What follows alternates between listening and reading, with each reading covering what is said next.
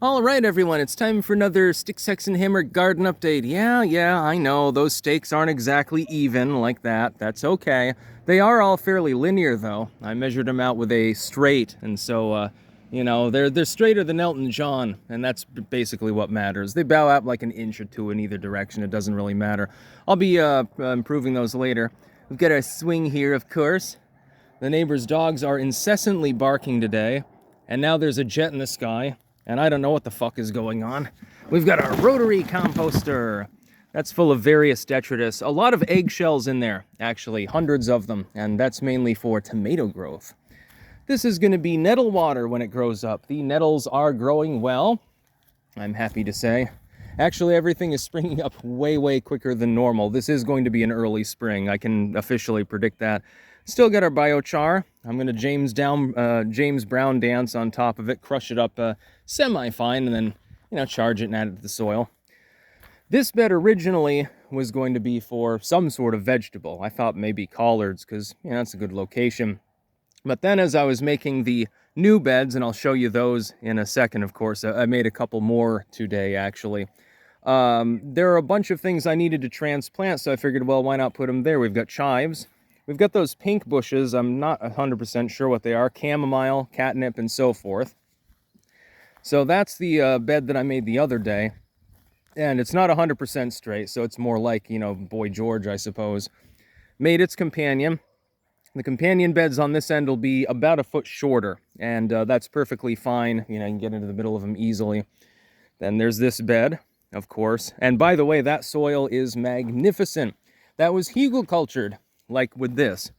What you do in the off season, a lot of people use green manure practices. So they'll plant alfalfa sprouts or something and till it in. You don't actually have to do that. You can just put a bunch of wood in the top layer of the soil and then sort of till it around. It'll slowly rot into the surrounding soil. As you can see, I've squared this one off. This will be for potatoes. I have made that decision. Once I plow this shit around and furrow it, make it potato rows, you can get 3 good rows of potatoes in there, possibly 4 actually, and probably about 6 or 7 long.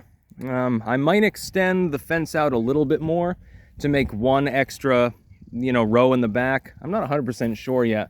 I don't know how much time I'm gonna have to do that. I got a bunch of shit to do. Viking garden. Yeah, baby. Take a look at this soil. Just as black as goddamn coal. It was almost that dark and wonderful months ago. It's pretty much perfect. This was, basically the heart of the hugelculture in the garden. Not sure what's gonna go where. I did have preliminary plans, but I decided to slightly modify the shape of the garden. As you can see again, it's more or less straight. I don't mind the rustic appeal of having a little bit of deviation. I just don't give a fuck. As long as the beds are functional and things are growing well, I don't care. There's going to be another bed, and this one will be lengthened out by about a foot because, as you can see, I am expanding the fence a couple feet in that direction. I wanted a little bit more room on the outside exterior.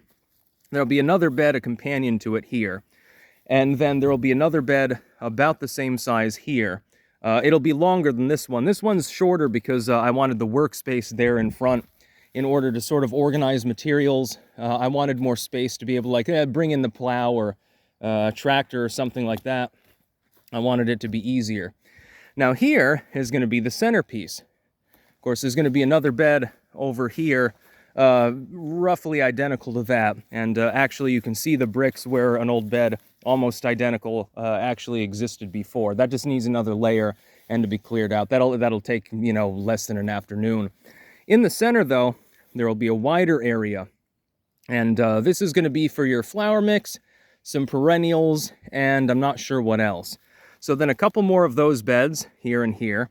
And then in the corner, because of course this is actually going to be straight as opposed to this wonkiness here, which I don't even remember exactly why I did it that way. I think I ran out of stakes and was too lazy to get more. I got to remove that berry, maybe transplant it, I don't know. And here will be probably corn and peas, and I'm thinking, based on the width, assuming that I shorten up the side, I can probably get 5 good rows of corn in there. And it'll be pretty long too, because it's going to go all the way along here, there's going to be a couple more of these. It'll come to here. That's, I don't know, about 14 feet or something like that. So it's going to be more sweet corn than I can eat. But you put that shit on the barbecue and you grill it up. It's pretty good. Lots and lots of butter required. Most of this soil, by the way, has been improved. I still have not added the admixture to this bed because I'm going to be expanding it. I do have the bricks to do that. And these are all the old bricks, by the way. I realize it's not 100% here. I literally don't care. There's my Red Bull crop is coming in well. This is a placeholder. I'm going to have a great big fat ass log about that wide here, or a little bit shorter. And I'm going to plunk it down, probably put it up on cinder blocks or something and make a little bench so that I can sit down and look at my potatoes grow. And then, of course, in this corner, there's going to be another bed, another open bed. I'm thinking probably some watermelon, some cantaloupe, and maybe a good fat pumpkin or something like that. I haven't decided yet. So the garden is coming along very well, well ahead of schedule, well ahead of expectations. I didn't expect to do half of this work already. Got to do the fence removal, mow that fringe, do the mulching, because I'm going to need to get a couple of those big-ass bales of straw, you know, the big industrial-sized round ones that probably 100 pounds of hay. I'll need at least a couple of them. And I want to sort of, you know, tidy up the edges of the gardens. And then you got to get to planting. But it's a few weeks from doing that. The cold weather crops can go in any time up till like the middle of April, depending on weather. And so we're still a ways out from that. I could probably put in cold weather plants now. The problem is I kind of want to just design the entire garden first. And over here, the tilling is easy because this soil was hugelkultured and shit. So it's nice and loose and granular. You can see the maul laying there. I just rip up the soil and I shake out the sod. And then I use the sod for my berry plant experiments and shit. Yeah, it's going to be a good time. Good time had by all. By the way, I did harvest a bunch of horseradish earlier. I had to, there was plenty in the way of this bed. There is still more. I know that some people wanted horseradish roots. I'm not sure if I'm going to be able to get to that. I'm going to do the best that I can. There are some out back as well. So I'll do what I may. And in the meantime, it is a beautiful day, almost 60 fucking degrees, and it's only the middle of March. So yes, Puxatawny Phil was correct this year, and about 50-50. I'm glad it was one of the years in which the coin landed on heads, so to speak. Look at all this. I'll leave you with a shot of some delicious garlic. Oh, yes. Vampires beware. Stay the fuck away from me. That's about all. Peace out.